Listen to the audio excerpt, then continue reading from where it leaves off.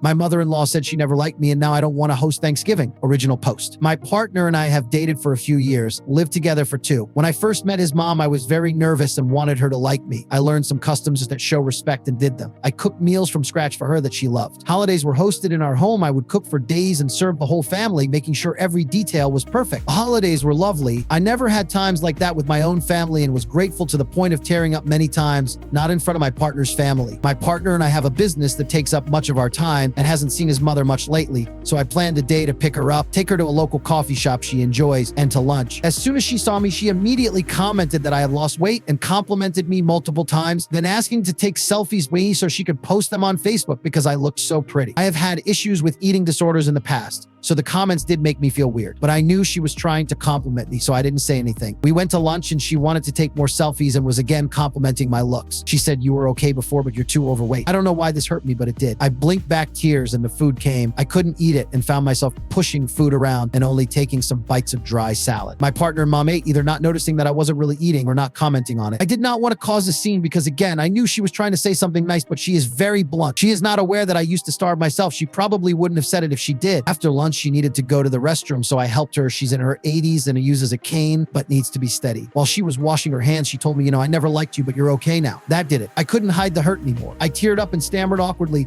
that her son would be right back to help her walk to the table. I went to the table and quietly told my partner I would take an Uber home, that I was upset about something his mom said, but I would see him at home. His mom tried to call me, but I decided not to answer. I guess the reason I'm feeling so upset is that I'm feeling like I'm only worth something if I'm thinner. I also thought she always liked me. She acted like she did. Now it all feels fake. I don't want to host Thanksgiving anymore. Why should I kill myself cooking for days for someone who only really liked me when I lost a few pounds? My partner thinks I'm overreacting and I misunderstood her. He said it's normal for mother-in-law to not like the doctor-in-law at first because we take away their sons. But I didn't take him away. He is the one who hasn't made an effort to spend much time with her. Every time we have seen her is because I organized. But she's old, she's a blunt Asian mom, and she doesn't know I had eating disorders. So am I the asshole for wanting to cancel Thanksgiving? Should I just forgive her and suck it up so the family has a nice Thanksgiving together? Am I being a huge baby? Now, for the top of comment before reading the update. Fantastic Cabinet 2623. Not the asshole. You have a partner problem. Being older or Asian is no excuse to be a bitch, and he needs to be on your side, not mommy dearest. Storm Tomcat. I can't express how far I rolled my eyes when this age, when of course mommy hated you, he took away her special little boy. Easy threw away 12345. Agree. My family has a hodgepodge of ethnicities in it, and I know that many times the Asians, mostly Korean, but we have others sprinkled in during holidays, are an adventure. In our circle say things that come across negatively but are not meant that way. But nothing like this. They say things like, "Clean this better. Do you want to get sick and die?" Then they will grab whatever it is and clean it. That basically translates to, "I'm worried for your safety and health,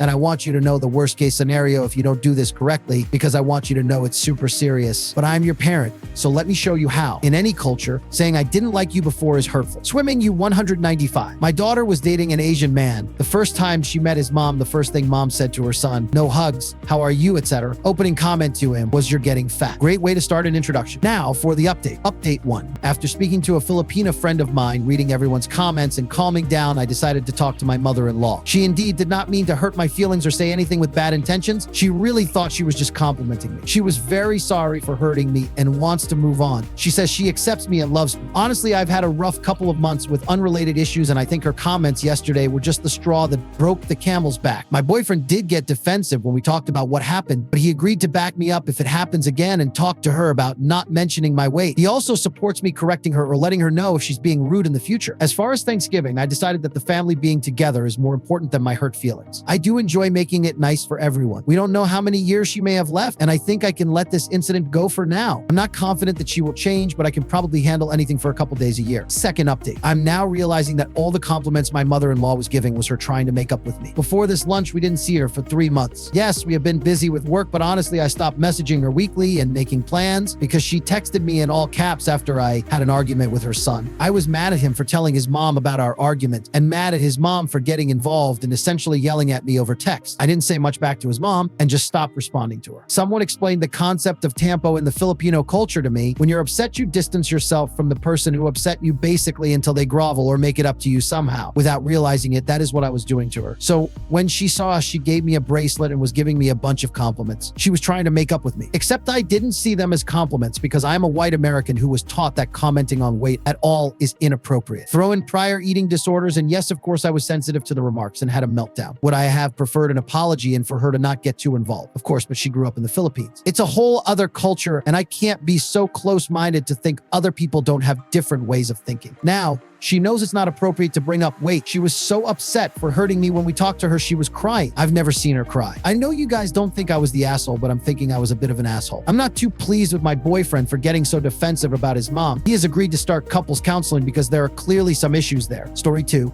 Am I in the wrong for telling my ex-husband that our kids are justified in feeling like they don't have a father? Original post. I'm 33 and have 2 kids, 12 and 8. I divorced their dad when I discovered he was cheating on me with a mom from our younger son's school group. Despite that betrayal, I agreed to shared custody because I wanted my kids to grow up with their father in their lives. However, since the divorce, he's only been around when he's picking them up for visits. He often goes out with his stepchildren, but rarely includes our kids, claiming those outings are spur of the moment and can't always include them. Eventually, I stopped pushing, but I've always thought it was unfair that he keeps his distance from our children's lives. Recently, I decided to upgrade my older son's computer, and he asked if we could give his old one to his cousin, my brother's son. My brother has been a huge support for my kids. He's always available to take them to their school events when I can't, and often takes them out to the park or for trips when I'm busy. My ex, on the other hand, is rarely available for them. Anytime I ask him to help with an activity, he has an excuse he's out of town or swamped with work. Ironically, though, whenever his stepkids need something, he's there. Once he even argued with the stepkid's father at a school event, insisting he had the right to be there. When my ex found out I gave the computer to my nephew, he got upset. He complained that if I had money to spare on a gift like that, I should have forgiven 2 months of child support he'd missed, since his finances were tight with a new baby. He added that if I could give away a computer, I should have gifted it to either his kids or his stepkids, who share just one computer among the 3 of them. I told him my finances were none of his business and that I owed nothing to his stepchildren. Then his wife jumped into the conversation, accusing me of spoiling my son by giving him a new computer and of being petty for letting my son bring it to their house, claiming it was just to show off in front of his step-siblings. I told her she had no right to speak to me that way or question my decisions. I added that I allow my kids to see their father so they can grow up with him in their lives, not so she can interfere with how I parent. My ex was offended, but I told him this whole situation could have been avoided if his wife hadn't inserted herself where she doesn't belong. After that, things seemed to calm down until last week. I went to pick up the kids, and my ex was visibly upset. He explained that he tried reading a bedtime story to our youngest. At home, he still likes to be read to before bed, usually by me, his brother, or my brother, and when none of us are around, he listens to audiobooks. Apparently, my ex wanted to make an effort to connect, so he offered to read to him, but our son turned him down, saying he didn't need him for that because he could do it himself. My ex stayed to listen as he searched for a story for 8-year-olds without a dad on his tablet, and it hit him hard. The next day, my ex offered to take our older son to basketball practice, but he replied that he'd be going with his dad.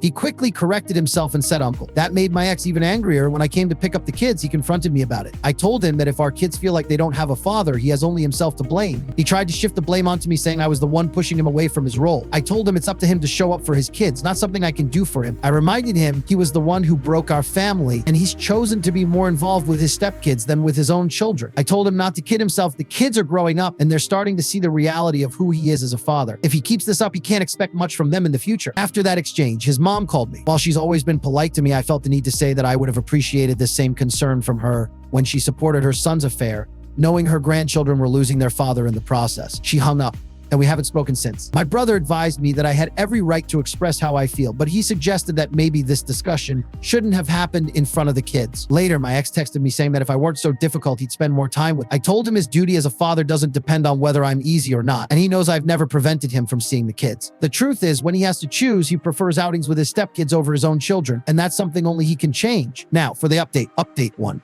These past days have been a bit unusual. First, I want to thank all of you. I didn't expect to receive so much advice, and I never thought this app would be so useful. It's not very popular in my country. Now, back to the topic. My ex sent me messages saying he wanted to resolve things, stop arguing, and talk to me. I agreed. He came to my house, and we didn't beat around the bush. We went straight to the point. He asked me if I really thought he was a bad father. I replied that, looking back now, I never would have chosen him to be the father of my children. He said it wasn't easy for him, and I answered that it wasn't easy for me either because I take on both his role and mine. He told me he couldn't leave his stepchildren without a father because he had already broken their family. And I replied that he had left his own children without a father. He started crying and told me it was my fault, saying that when the infidelity happened, I refused to forgive him or go to couples therapy. I kept telling him things I'll admit they weren't kind, but none of them were lies. He asked me if, given his current state, I didn't feel sorry for him, and I said no. He told me he didn't think I could be so cruel, and I replied that when I changed jobs, pulled my kids out of school 2 months before the end of the term, moved houses, and watched him disappoint our kids over and over again, any empathy I might have felt turned into apathy. He left after that. His mother called me and said she knew what I had told her son, that he hadn't stopped crying, and that she didn't understand how I could carry so much hatred to hurt her son like that. She said I should just get over it. I answered, with all due respect, what I said wasn't out of hatred, but out of truth. If your son is crying, it's because he's finally facing the consequences of his actions. Maybe instead of worrying about how he feels now, you should have taught him to take responsibility and treat people with respect. She said, I didn't know what it was like to feel a mother's love and see a child suffer. And I replied that I did understand because I have 2 children who cry over a living father. 2 children who see their dad being a father to other kids when he doesn't have time to be their father. She said he was sorry, and I told her not to put words in his mouth and to stop calling me about anything related to her son. I hung up. I wanted to cry so badly, but I'm a damned mother, and I don't have time for that. I want my kids to feel safe, loved, and strong enough not to need anyone, not even me, to be themselves. Last Thursday, I took my kids to their cousin's birthday party, hosted by my ex-sister-in-law. I still have a good relationship with her. She was the one who told me about the infidelity and that her mother was already encouraging it. My ex showed up alone and irritated. My kids kept their distance from him. They kissed his hand, but then ignored him completely. My ex-mother-in-law told the kids they should show more respect to their father, and my eldest replied that he doesn't show respect for me since he and his partner talk badly about me. I scolded my son, not for what he said, but for how he addressed his grandmother. I told him it was wrong to eavesdrop on private conversations and repeat them. Then I asked him to gather his things because we were leaving. My ex-mother-in-law asked me not to leave, saying the kids were having fun and we could resolve this as adults. She asked my ex what he had said, and he claimed not to remember. I told her I didn't care, and she said we should be good parents. I replied that to be good parents, you need to be good people first. My ex was getting agitated. My ex-mother-in-law asked why we couldn't have a civilized co-parenting relationship. I told her everything I've mentioned here about his free will to see the kids and how the second custody agreement isn't working since he only sees them some weekends. My ex didn't want to discuss it, saying he had too many kids at home. My ex-mother-in-law told him the only kids who should feel comfortable are his, and the comfort of the others should be provided by their biological father. My ex wanted to end the conversation because his mother was scolding him for being a careless father. He also said it was my fault. I asked him to clarify how it was my fault. You can see the kids whenever you want. What more do you want? He started yelling, claiming I was only being petty because I didn't really need the money since I earned more than him and had fewer kids to feed. I told him I wouldn't continue the conversation and that I'd show him what being uncivilized looks like by filing for the overdue child support payments. His mother asked what I meant by overdue payments. I explained that he was 3 months behind. She was furious, slapped him, and demanded to know what he had done with the money for his children. He answered, I couldn't let GR miss out on attending the same school as my son. I didn't want him to feel inferior. My ex-mother-in-law said she couldn't believe it, and they started arguing. I left. Yet for context, my youngest son attends a private school, and my ex pays for his stepson to attend the same school. Yesterday, my ex-mother-in-law came over and said she would pay the overdue fees. She brought the money in cash. I knew my ex would be furious. Here's some context. My ex-mother-in-law doesn't work, doesn't own anything herself, and lives with my ex-sister-in-law. However, she does have significant savings from her inheritance. If she pays the tuition, my ex knows there won't be much left for him when she passes, even though she's still healthy. He's been asking her for years to invest some of that money in his business ideas, but she's always refused. My ex's retaliation was not picking up the kids this weekend. Yesterday, my ex-sister-in-law called me. She doesn't know all the details yet, but apparently my ex's 15-year-old stepson punched him in the mouth. She said she'll let me know exactly what happened once she finds out. And before anyone asks, the new custody agreement will likely take a year to finalize. The court says the overdue payments are the priority and the rest can wait. We have more urgent cases. Update 2. It promises a promise. As I mentioned earlier, my ex's stepson had an altercation with him because my ex refused to let him go out. Now, I have more details. My ex's stepson had plans to go bowling with some friends. His biological father had already given him permission and money for the outing. However, when he told his mother, she said he couldn't go because they needed him to stay home and watch his younger siblings. My ex and his wife had planned an outing and needed someone to stay with the kids. This led to an argument. The boy raised his voice to his mother, and my ex stepped in to demand that he respect her. The boy replied that he wasn't his father. Trying to maintain authority, my ex told him that as long as he lived under his roof, he had to follow his rules. The boy ignored him and turned away. My ex followed him and touched his shoulder to get his attention. At that moment, the boy turned around, punched him, and shouted that he wasn't his father and could never compare to him. The mother scolded him for his behavior, but the boy, still angry, shouted back that he hated her. This version was shared by my ex and his wife to my ex-mother-in-law. My sister-in-law later relayed it to me. They went to see my ex-mother-in-law to try to gain her sympathy and convince her to take care of the kids, the 2 stepchildren and the baby so they could go out. However, my ex-mother-in-law told them she would not take care of the children. When I spoke to my ex, he mentioned he was dealing with family issues and claimed that the boy's biological father was turning him against him. He didn't give me many details and omitted most of what my sister-in-law had shared. He simply informed me that due to the situation, he wouldn't be able to pick up our children this weekend. The 15-year-old boy is now staying with his biological father. As for what I mentioned earlier, my ex was 2 months behind on child support, and that same week he was supposed to make another payment. He didn't, leaving him 3 months behind. In the end, his mother was the one who covered the overdue amount. Regarding the child who attends the same school as my son, it's not the 15-year-old involved in the altercation. It's his younger stepbrother who is 8 years old, the same age as my son. I decided to enroll my son in that school when the affair became public. At the time, I was working as a kindergarten teacher at the same school, and the boy had been one of my students. We all knew each other, and to protect my children from rumors, I transferred them to a private school. This happened 2 months before the school year ended. Thanks to the circumstances and the support of some kind people, we managed to get them admitted. Update 3. First of all, I don't know much about how subreddits work, but someone told me that my profile was shared on one, and I have some words for those involved. The discussion was about how I could afford private school tuition on a kindergarten teacher's salary. To clarify, I'm no longer a kindergarten teacher. I am a high school teacher, and salaries in education vary significantly depending on the country. In my country, salaries in education are quite competitive compared to other jobs. To clear up any further assumptions, micro businesses, US $280, small businesses, US $315, medium-sized businesses, US $350, large businesses, US $370.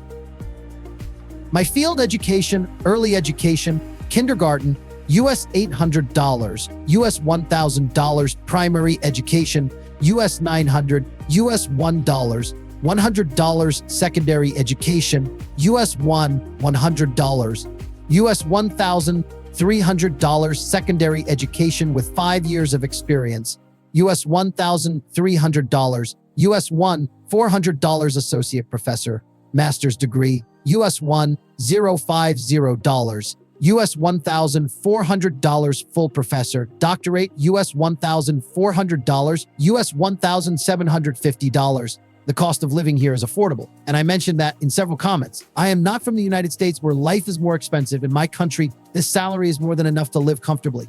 I am not rich, but my kids enjoy an excellent quality of life. Private school tuition varies. There are schools as low as US $120 per month or less. And of course, there are elite schools that are much more expensive. We use local currency, not dollars. I also have other sources of income that are irrelevant here. Now, to stop the speculation, people assumed I was from multiple countries, calculated my monthly tuition costs, and even tallied up all my expenses. The only thing you missed was calculating the cost of my divorce. Let me save you some trouble. I didn't pay a single cent, and my ex left with nothing but the clothes on his back. Careful not to choke on that. As for my kids not being well cared for, my kids are perfectly fine, and as long as I'm breathing, no one will take that away from them. I saw a lot of concern for my children, but here's a question for you. What about your kids?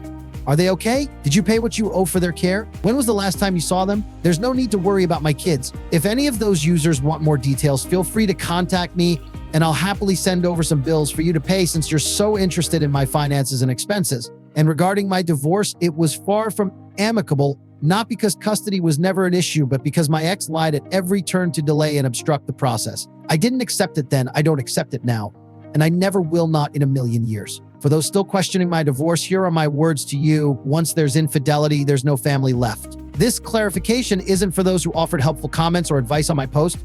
End of the informational break. Now, the actual update. The day after my post here, my ex was arrested for domestic violence and child abuse. The father of the boy involved filed a complaint. My ex's wife defended him, claiming that her son was a brat and that this wasn't the first time her son had been violent with him or his younger siblings. This left me surprised because as far as I know, my ex had never mentioned that the teenager had been beaten. My ex-sister-in-law said that her brother, meaning my ex, never brought it up. I asked my kids if their stepbrother had ever touched them or been violent with them. Both said no. My children are comfortable telling me anything, and their answer was no. My ex and his wife have since changed their story about the incident. Now, their version is that the boy misbehaved. My ex tried to talk to him, and the boy hit him first, so the mother hit her son to pull him off my ex. Child protection authorities here are usually very strict when a case interests them or when the harm suffered by the child is severe. I haven't seen a teenager myself. The teenager has been placed in a shelter for abused youth. Edit. When physical abuse of minors is reported, they are transferred to a safe space until a Jezal chamber interview and a forensic medical evaluation are conducted. Once a safe environment is confirmed, they are returned to the parent.